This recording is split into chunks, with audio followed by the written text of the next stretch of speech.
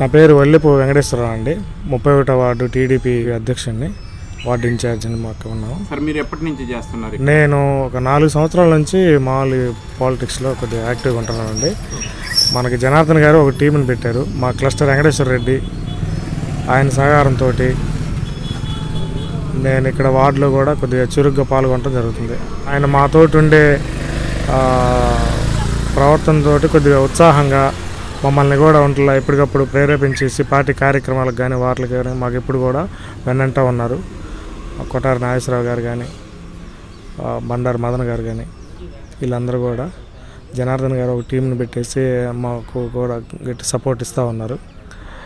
ఇక అట్లనే మనకేంటంటే మొన్న మెజార్టీ రావడానికి కూడా కారణం ఏంటంటే మెయిన్ కొద్దిగా క్లస్టర్ ఇన్ఛార్జి వెంకటేశ్వర రెడ్డి మాకు సహకారం చాలా ఉంది. వార్డులో ఎప్పుడు కూడా ఈ మెజార్టీ ఒక 40 ఏళ్లలో కూడా అటు వైసీపీకి కానీ కాంగ్రెస్కి కానీ ఎప్పుడు లేదు. మా వార్డులో ఇంత రావటం కూడా ఎప్పుడు కూడా 100, 200, 300 లోపలే వచ్చాయి. ఇప్పుడు 600 చిల్లర వచ్చేసింది. నేను గత 4 ఏళ్ళ నుంచి ఇప్పుడు మన పార్టీలో యాక్టివ్గా ఉంటున్నాను. నేను పార్టీలోకి మామూలుగా మనకి ఏంటంటే టీడీపీ ఆవిర్భావం నుంచి కూడా మా తాతగారు వల్లిపు రాములు, ఆయన ఒక బీసీ నాయకుడు. అయితే మా తాతగారి టైంలో ఏంటంటే ఆయన చనిపోయినంత వరకు కూడా పార్టీలోనే ఉన్నారు. ఆ తర్వాత మా నాన్నగారు ఉన్నారు. మొన్న ఎలక్షన్లకి మామూలు కార్పొరేటర్ ఎలక్షన్కి గాను మా అమ్మగారిని నిలబెట్టాం. అప్పటి నుంచి నేను కొద్దిగా యాక్టివ్ పాలిటిక్స్లో ఉన్నాను. నేను మా నాన్నగారు కూడా ఏంటంటే జనార్దన్ గారి మీద బాగా అభిమానం ఉంది. మాకేంటంటే ఫస్ట్ నుంచి కూడా ఎన్టీఆర్ గారన్నా చంద్రబాబు గారన్న బాగా అభిమానం మాకు.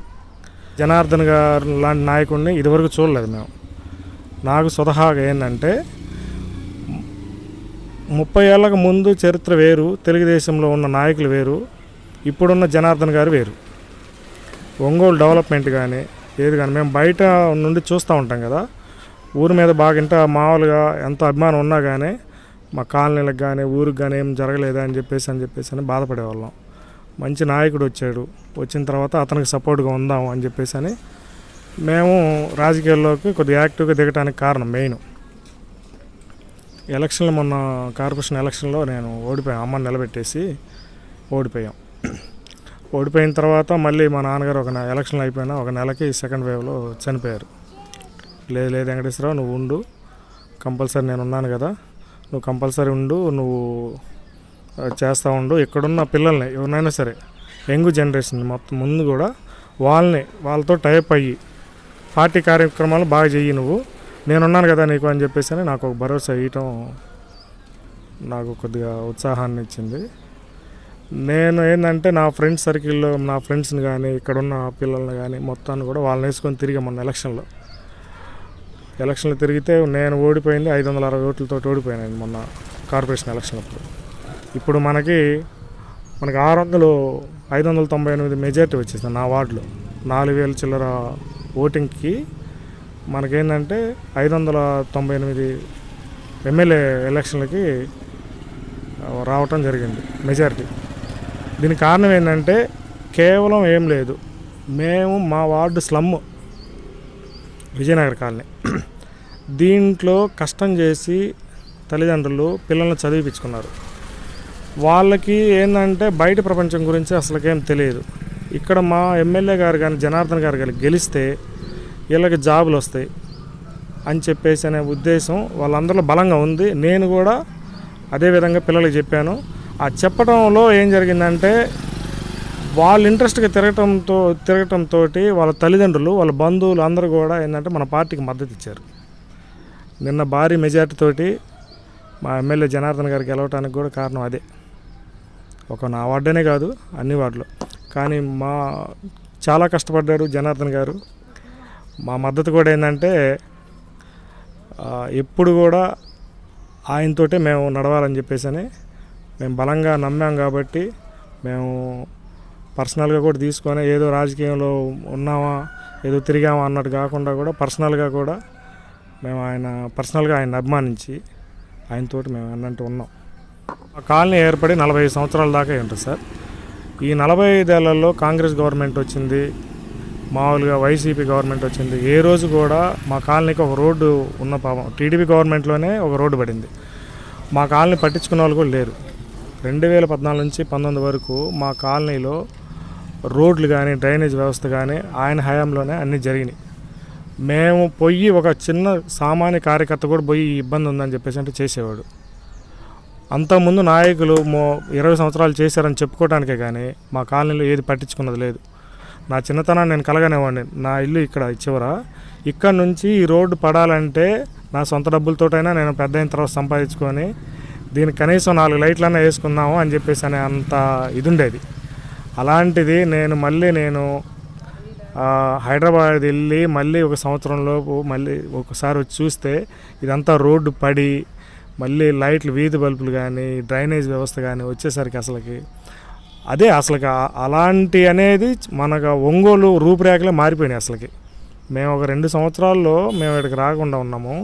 వచ్చిన తర్వాత చూస్తే ఒంగోలు రూపురేఖలు చాలా మారిపోయినాయి. అలాంటి నాయకుని మొన్న వదులుకున్నాం కాబట్టి చాలా బాధపడ్డాము. ఈసారి మటుకి అట్లా జరగకూడదని చెప్పేసి అని ప్రతి ఒక్కరు కూడా మనం ఆయన గెలిపించుకోవడానికి దోహదం చేశాం. మేము మా కాలనీలో ఏ రోజు కూడా ఇక్కడ రైల్వే ఫ్లాట్లు ఉన్నాయి, అక్కడ వద్దు, అసలు అవసరం లేదు. ఈ లైన్లో మామూలుగా ఇక్కడ మనకు ఓటు శాతం రాదు, ఈ లైన్లో మనకు డ్రైనేజ్ అవసరం లేదు, రోడ్లు అవసరం లేదు అని చెప్పేసి అని ఇదివరకు నాయకులు ఉండేవాళ్ళు, అట్లా చెప్పేవాళ్ళు. మాకు ఒకటే మాట చెప్తాడు, ఎలక్షన్లు అప్పుడే మనకి పార్టీలతో సంబంధం, ఎలక్షన్లు అయిపోయిన తర్వాత గవర్నమెంట్ ఫామ్ చేసిన తర్వాత పార్టీలతో సంబంధం ఉండొద్దు వెంకటేశ్వరరావు. మనకి రోడ్లు కానీ డ్రైనేజ్ వ్యవస్థ కానీ ఎక్కడ కానీ బాగలేదంటే అది నా దృష్టికి తీసుకొని రండి, చెయ్యండి. గవర్నమెంట్ వచ్చిన తర్వాత మీరు ఆ పార్టీ పట్టిన కక్షపూరితమైన రాజకీయాలు చేయొద్దని చెప్పేసి అని కరాఖండిగా మాకు చెప్పారు. మేము కూడా అదే ఫాలో అవుతున్నాము. పోయినసారి జనార్దన్ గారు రోడ్లు వేసిన తర్వాత కొన్ని రోడ్లు డ్రైనేజ్ వ్యవస్థ ఏంటంటే మధ్యలో ఆగిపోయినాయి. గవర్నమెంట్ మారిపోయింది, దాన్ని పట్టించుకోలేదు. అవి ఉన్నాయి ఎక్కువ, అవి వేయాలి. పిల్లలకి జాబులు, ఈ మెయిన్ ఉండేది. ఇంకంతకు మించి ఇక్కడ ఏం లేవు. రోడ్లు వ్యవస్థ, పిల్లలకి జాబులు, ఈ రెండే మా ఎమ్మెల్యే గారిని అడిగేది. ఇవి చంద్రబాబు నాయుడు గారి దృష్టికి కూడా తీసుకెళ్తారని చెప్పేసి మా పేదల గురించి బాగా కొట్లాడే వ్యక్తి కాబట్టి ఆయన దృష్టికి కూడా తీసుకెళ్తే కొద్దిగా మా మీద కొద్దిగా దయ ఉంటే బాగుంటుందని చెప్పేసి నా ఆలోచన. ఈసారి గవర్నమెంట్లో మాకు సార్ బాగా ఎస్సీ ఎస్టీ కేసులు అని చెప్పేసి మళ్ళీ మా ఇంటి మీదకి దౌర్జన్యంగా రావటం, ఒక 10 మంది 20 మంది రావటం, మిమ్మల్ని అట్లా చేస్తాం అని చెప్పేసి భయపెట్టడం బాగా జరిగినాయి సార్. అవన్నీ కూడా ఇప్పుడు కూడా ప్రజెంట్ నేను ఏంటంటే ఇప్పుడు కోర్టుకి వెళ్ళే వస్తున్నాను. నేను మా మీద అసలు అతను ముఖం కూడా చూడలేదు నేను. అలాంటిది మా వార్డుకి ఎమ్మెల్యే గారు వచ్చారంటే ప్రోగ్రాం ఒకటి చేసిన తర్వాత అది కొద్దిగా సక్సెస్ అయ్యేసరికి మరుసటి రోజు ఏం జరిగిందంటే నా మీద ఎస్సీ ఎస్టీ కేసు పెట్టారు. నాతో పాటు ఒక 4 ఉన్నారు, వాళ్ళ మీద నా మీద పెట్టారు. నేను డివిజన్ అధ్యక్షునిగా ఉన్నాను కాబట్టి ఇప్పుడు కూడా ఏంటంటే మేము వస్తాం, ఇంకొక 2 నెలల్లో వస్తాం, 4 నెలల్లో వస్తాం, ఏం చేస్తారో చూస్తాం అని చెప్పేసి ఇప్పుడు కూడా మనకు బెదిరింపులు ఉన్నాయి. వాళ్ళ మీద కానీ గట్టిగా చర్య తీసుకోకపోతే ముందు కార్యకర్తలకు బాగా ఇబ్బంది సార్. మన పార్టీలో జరగడానికి కూడా ఇబ్బంది పడతారు. ఏం చేశారు, వాళ్ళ దౌర్జన్య దాడులు అట్లనే ఉన్నాయని చెప్పేసి అది కూడా ఏంటంటే పవన్ కళ్యాణ్ గారి మీద కూడా బాగా అభిమానం ఉంది.